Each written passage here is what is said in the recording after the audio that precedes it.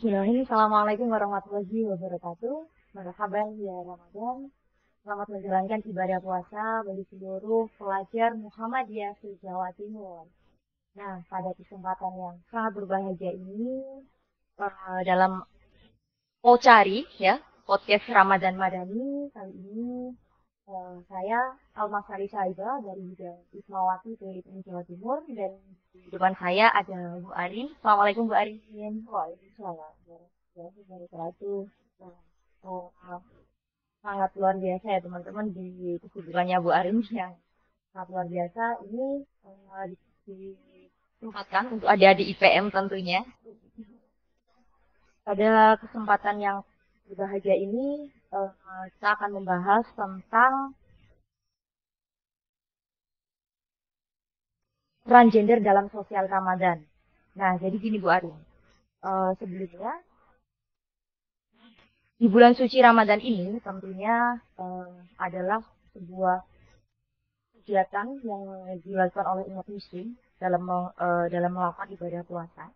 Namun di balik kita melakukan ibadah puasa, kadang eh, terdapat permasalahan-permasalahan yang kompleks dengan peran gender yang terkait dengan isu-isu sosial, Bu. Nah, dikhawatirkan adanya permasalahan tersebut itu dapat mengganggu ibadah kita sehari-hari. Oleh karenanya, mungkin kita bahas terlebih dahulu tentang bagaimana sih pengaruh utamaan peran gender dalam praktik bulan suci Ramadan ini. Ada Bu Arin yang terima kasih. Ini tema ini cukup berat ya. Ini sudah berat puasa, ditambah temanya. Saya dipaksa oleh adik itu ini belajar lagi, membuka buku lagi yang ini seperti juga ada angka ini sedikit dengan teman-teman di Mawat. Oh iya. Saya dengan bagaimana buku itu salah satunya jadi Fred dan kemudian Tong dan terus dan isi salah satunya. Jadi sebelum ke sana mungkin tadi yang disampaikan Mbak Sally bagaimana kemudian pengaruh samaan jenis itu dalam praktek selama bulan puasa ini gitu. Yang merunut pada atau juga pada akar definisi dari pengaruh samaan gender artinya kan memberikan kesempatan, memberikan peluang, hak dan perlakuan yang sama pada masing-masing baik laki-laki maupun perempuan. Bagaimana kemudian secara tafsir ini mampu dikontekstualisasikan dalam kondisi kita di Ramadan, maka salah satu hal penting adalah bagaimana kemudian memberikan kesempatan yang sama kepada mubalik untuk melakukan atau memberikan panggung untuk jadwal-jadwal ketika kuliah atau kultum lah, minimal di kultum atau mal ketika agenda kajian selama Ramadan. Tidak ada fenomena menarik bahwa kalau diperhatikan masjid-masjid yang ada itu kan kulturnya kalau schedule itu maka sangat sulit. Atau masjid itu bahwa tujuannya itu semuanya didominasi datang hampir ke semuanya itu adalah para membalik laki-laki. Dan belum banyak, secara belum banyak karena ada tapi mungkin tidak mendominasi dari yang laki-laki itu sendiri. Nah, perempuan masih diberi kesempatan yang sama dalam ini salah satu ada mubalik untuk diberi kesempatan menyuarakan atau untuk mensiarkan agenda melalui forum kajian atau forum itu begitu. Kemarin sempat jadi obrolan di internal kami dengan itu bahwa ada salah di kampus Asia, salah satu PMA, itu bahwa dia menjadi nasib kalau boleh saya sebut itu ada di Indonesia yang kemudian bahwa para mubaliganya itu hampir didominasi perempuan. Jadi bisa menarik bahwa ini menjadi satu praktek kemajuan pada itu yang digaungkan oleh masa yang saat ini dipraktekkan oleh Indonesia di dalam dunia yang kemudian didominasi oleh mubaligah perempuan yang dia diberi panggung yang sama untuk menjelaskan agama dalam perspektif dia dalam kajian keimanan dia pada halayak pada dunia dan lainnya. Itu salah satunya. Kemudian yang kedua, hal fundamental yang hari ini masih sering kita keluhkan dengan bagaimana masjid itu ramah perempuan. Kalau mau terus lagi ditambah anak, apalagi dengan anak usianya sudah anak gitu ya. masjid yang kemudian hanya menyediakan tempat sholat bagi orang dewasa. Artinya ya secara fasilitas atau dalam arti tersikapnya itu ya bangunan dengan tempat fokus ibadah tinggal tidak menyediakan misal belum banyak atau belum banyak ya mas yang itu ada ruang. Tapi misalnya ruang bermain gitu. Saya pernah sudah di kontak di Surabaya begitu ya bahwa masjid di balai kota Surabaya salah satunya ya atau di setiap itu bahwa ada tempat bermain anak di salah satunya. Tapi belum ada ruang masjid. Mungkin ada salah satu masjid Muhammadiyah di Surabaya juga yang saya memiliki bahwa dia tidak ada ruang fantasi tapi ya begitu loh tapi menunjukkan itu satu tanda kita meskipun perlu itu dijauh buat itu di orang ya kalau nanti perempuan itu salah satu kaitan dengan fasilitas.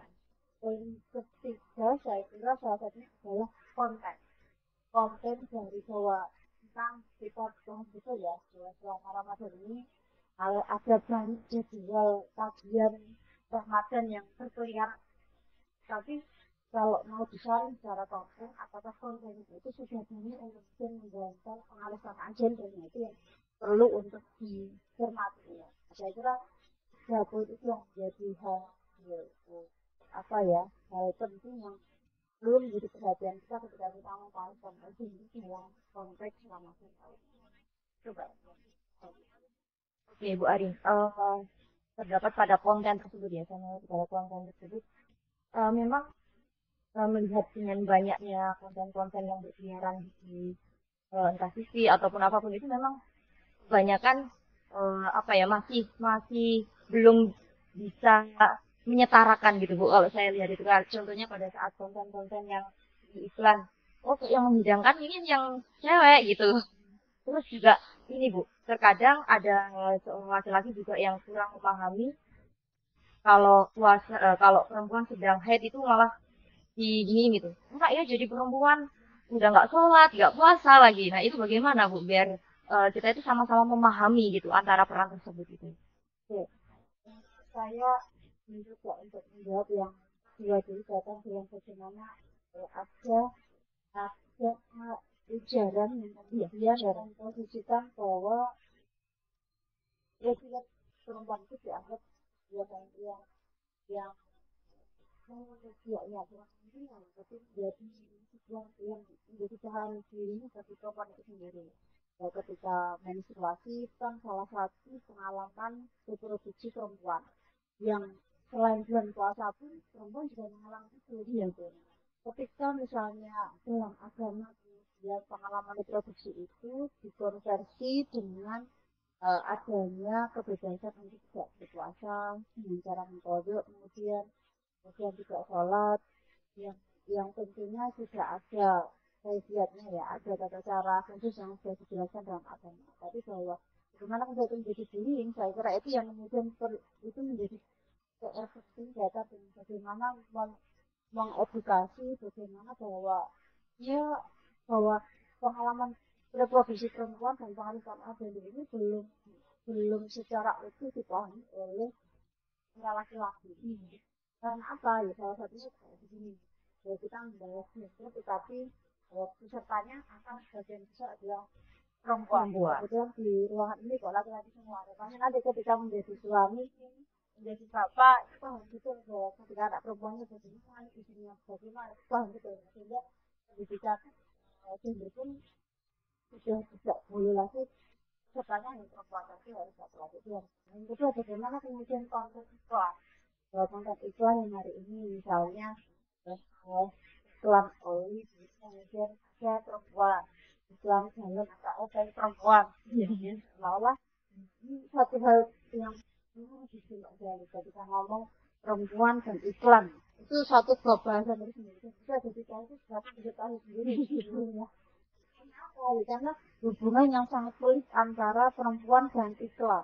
Kalau mau ditarik belakang, saya tadi sebut buku kaitan dengan bagaimana feminisme yang saat ini kita istilah jadi freedom itu kalau enggak saya pernah baca bahwa ya ada sebuah asal historis yang saya kira rumitnya itu enggak harus enggak sampai dan kita menjadi sama ya kita mengalami sampai itu maka dasarnya ada jelas bahwa ketika bagaimana Trump itu menjelaskan di awal masa revolusi industri bagaimana kemudian menciptakan revolusi konsumsi dan lainnya akhirnya menciptakan bagaimana menumbuhkan pasar-pasar massal produksi pakaian massal kemudian memproduksi makanan massal memproduksi alat makeup misalnya produksi apapun secara massal dia menciptakan bagaimana kemudian si kapitalis ini untuk barang itu bagaimana laku jadi dia memproduksi barang bagaimana cara laku maka akhirnya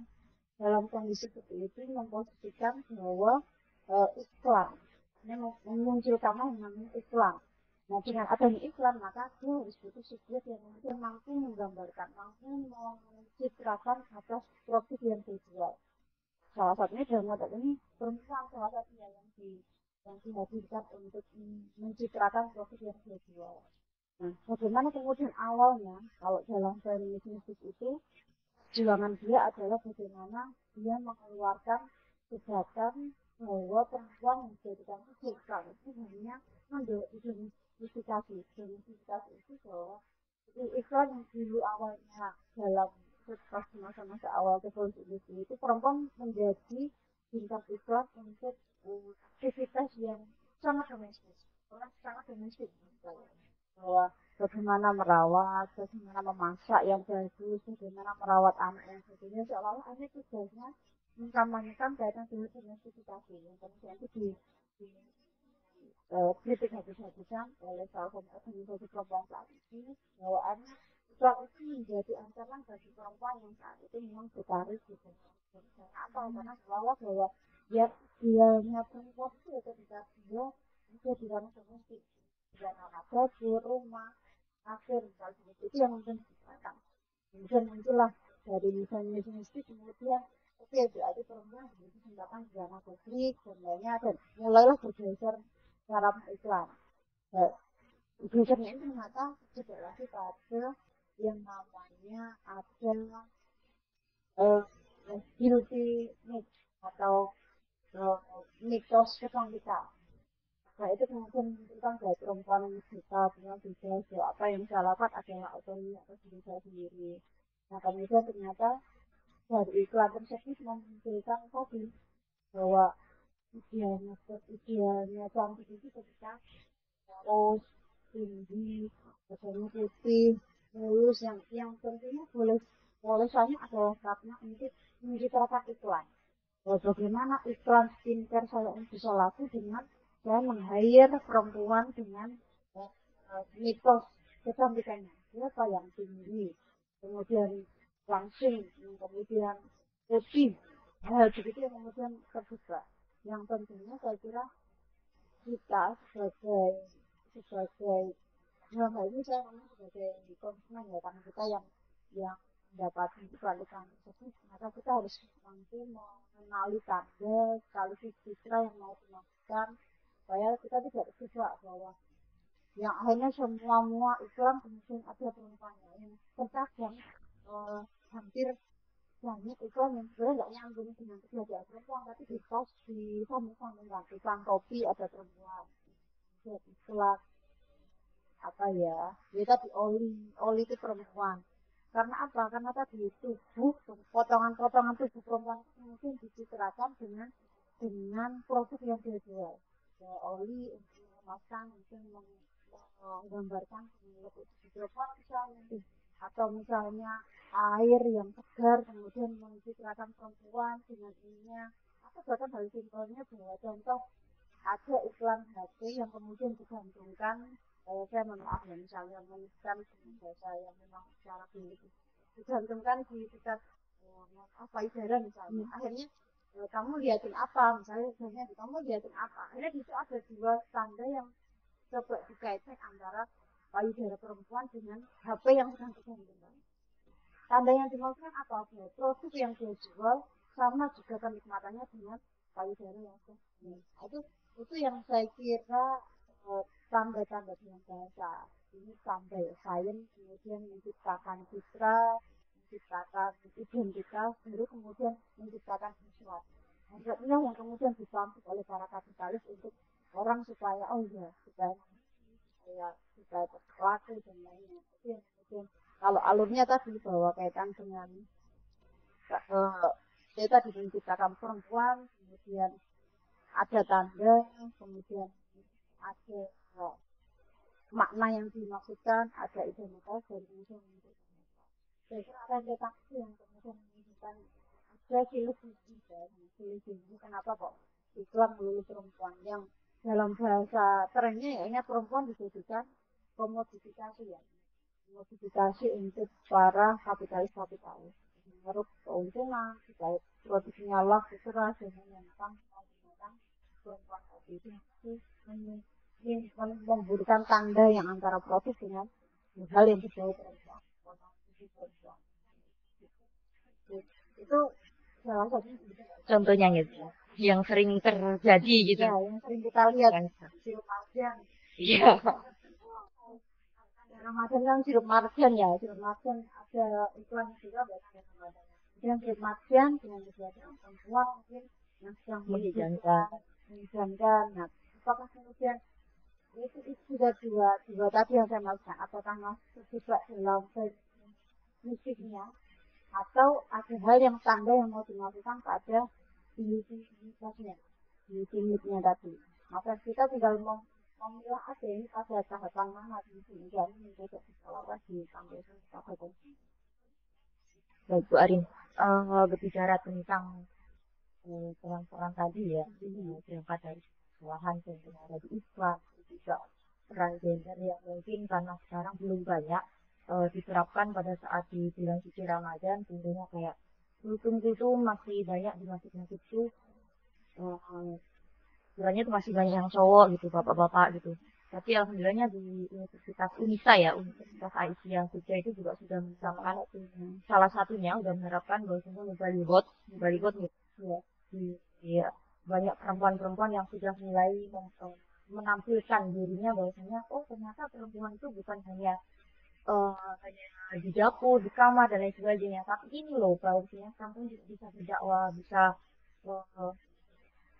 bisa menebar kebermanfaatan kepada orang-orang lain. Nah, berangkat dari situ Bu Arin, bagaimana sih mengimplementasikan prinsip kesalingan peran gender di bulan suci Ramadan? Biar saling menghargai, terus saling bekerja sama antara peran laki-laki dan peran perempuan di bulan suci Ramadan. Oke.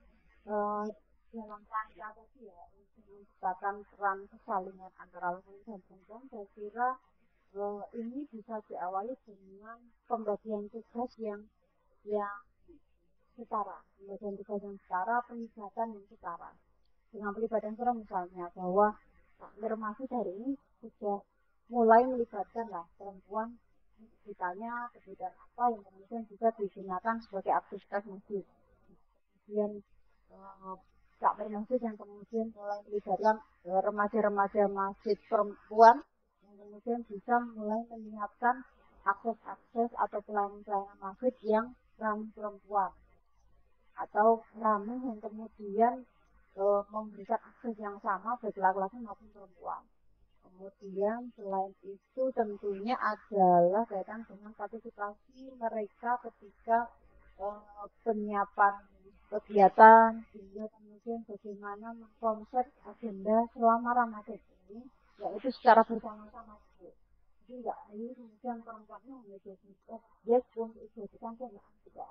Bahwa perempuan dilibatkan untuk menjadi subjek berdasarkan agenda selama kegiatan Ramadan. Saya kira begitu. Jadi belum mulai duduk bersama. Kalaupun misalnya karena kita paham bahwa masih ada stratifikasi antara yang tua dan mungkin bisa diawali dari remaja masjid laki-laki dan perempuan yang sama-sama membahas agenda yang tentunya memberikan aspek kesalingan, baik itu partisipasinya, baik itu secara pelayanannya, baik itu secara ritme-ritme agenda yang memang melibatkan dari keduanya secara bersama.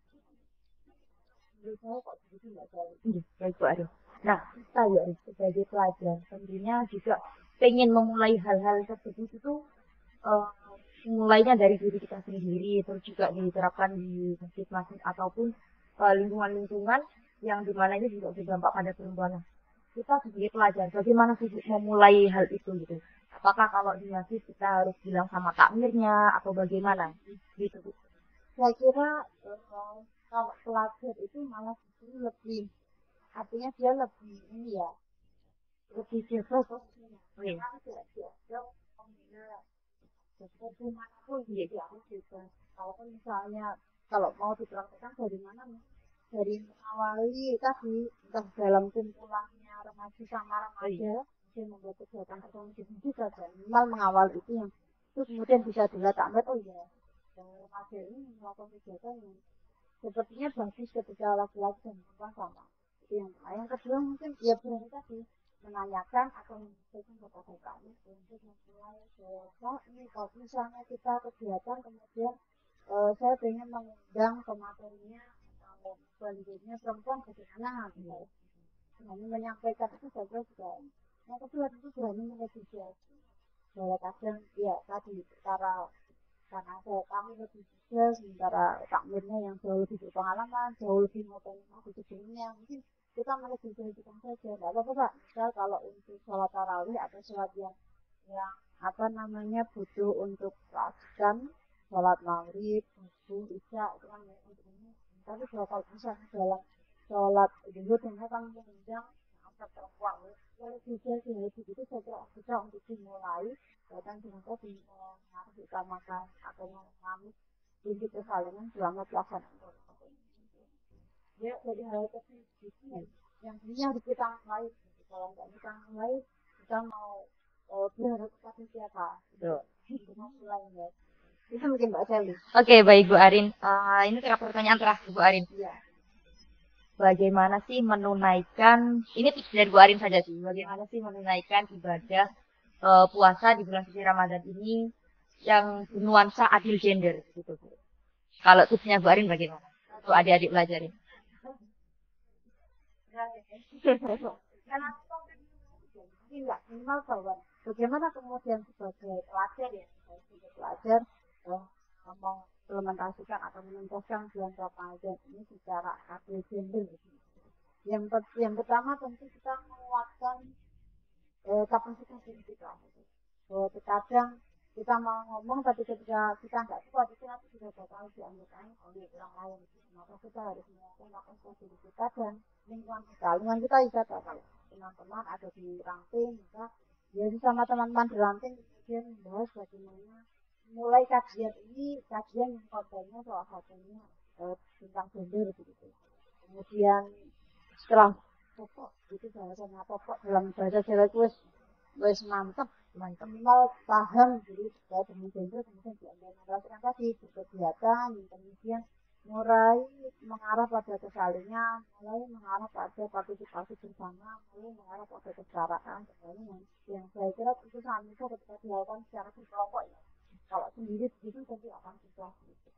Terus yang dalam menuntaskan Ramadan ini tentu ada serangkaian banyak aktivitas selama Ramadan. Selain berpuasa, ada yang penting datang dengan Al-Quran misalnya ya. Maka kegiatannya bisa dimulai dengan Al-Quran, maka awali dengan coba mengkaji ayat-ayat perempuan. Satunya. Kalau nggak perempuan, maka terkait dengan bahwa ada peran perempuan penting di sana. Kalau biasa yang dikaji di masjid itu Injil Quran yang tersebutnya sangat maskulin. Maka coba ada unsur bagaimana turunnya Al-Quran ada peran perempuan misalnya gitu. Coba digali yang kemudian itu dikaji. Misalnya nih kalau kurban itu kan itu hari raya itu adha atau kurban itu kan biasanya kita hanya fokusnya pada Nabi Ibrahim. Tapi di belakang itu ada siapa? Ada sebuah Hajar yang dengan tegar kemudian melepas anak satu-satunya yang dia rawat sendirian di tengah gurun pasir. Ada perempuan yang tidak banyak dikulik begitu. Coba dari sini misalnya dari momen menuju Quran kita mengulik dari bagaimana peran perempuan dengan turunnya Al-Quran di mana. Yang pertama yang kedua momen ini di akhir Ramadan kita akan menuntaskan dengan zakat fitrah.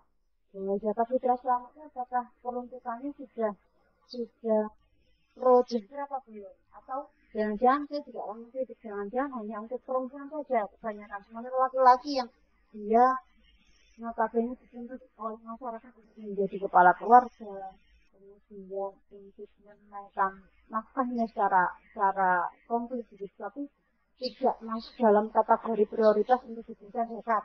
Jadi dia secara tadi yang saya maksudkan, dia layak untuk mendapatkan. Maka secara zakat bisa menjadi kajian penting untuk bagaimana itu diimplementasikan secara adil gender dalam perspektif zakat. Kemudian bagaimana ketika menjelang akhir lebaran itu ini ya malam itu malam ibadah tidak di masjid tapi di mall gitu. Dan itu kebanyakan perempuan dari kapitalis bahwa ya akhirnya perempuan dianggap yang tadi, padahal dalam setelahnya mungkin secara edukasi perempuan itu berbanding untuk keluarganya, tidak berbanding untuk anaknya, untuk keluarganya, untuk suaminya yang tidak mau belanja dan lainnya. Bisa jadi kajian-kajian penting atau yang nonton itu untuk jadi tonggak kegiatan awal untuk menuntaskan Ramadan ini dengan berbagai kalau itu hal yang saya kira dilakukan secara kelompok ya. Jadi saya kira bisa mengawali dengan peningkatan pengetahuan tentang menuntaskan hal kecil. Oke. Sudah sampun. Baik, saya simpulkan bahwasannya tips dari Bu Arin yang pertama adalah kita harus meningkatkan kualitas diri kita sendiri. Biar bahwasanya kita tidak diremehkan gitu. Terus kemudian yang kedua, kita juga harus menjaga apa yang kiranya menjadi sesuatu hal yang tidak perlu diperlihatkan, contohnya kayak kecantikan dan sebagainya. Sebenarnya itu juga bonus gitu ya Bu Arin ya. Yang penting itu adalah kualitas diri kita sendiri gitu. Tentunya dari di sini juga kita bukan hanya bahwasanya laki-laki di sini tidak penting ataupun apa, bukan seperti itu, tapi bahwasanya peran perempuan dan laki-laki itu bagaimana bisa disetarakan dan bagaimana kita bisa berjalan bareng-bareng saling menghargai pada saat bulan suci Ramadan ini agar tidak terjadi ketertimpangan salah satu dari antar gender sendiri, antara laki-laki dan perempuan. Mungkin itu saja ya Bu Arin, terima kasih sangat luar biasa penyampaiannya. Sebelum ditutup barangkali Bu Arin ada closing statement. Iya. Terima kasih banyak makanya. Jadi saya kira ini satu diskusi yang menarik ya yang awali oleh teman-teman di pimpinan wilayah UPM Jatim yang saya kira patut untuk dilanjutkan buat obrolan ya, soalnya tema adil gender ini karena ini bisa menjadi masif untuk menjadi sebuah perubahan sosial ketika memang dari pelajar sudah paham begitu, paham sejak jadi nanti adil gendernya enggak hanya serampangan ketika memimpin, enggak, bahwa dia sudah secara pikiran, tindakan, jika pikirannya sudah oke, maka akan berlanjut pada tindakan. Jika tindakan saya secara berkelompok, maka akan membentuk perubahan yang saya kira akan menimbulkan tadi untuk aspek kesalingan yang diawali dari teman-teman itu. Itu mungkin closing statement saya sementara. Baik Bu Arin, terima kasih banyak. Mungkin itu saja dari saya dan Bu Arin selaku pimpinan wilayah Nasyiatul Aisyah. Nun wal qalami wa ma yasturu. Assalamualaikum warahmatullahi wabarakatuh. Waalaikumsalam warahmatullahi wabarakatuh.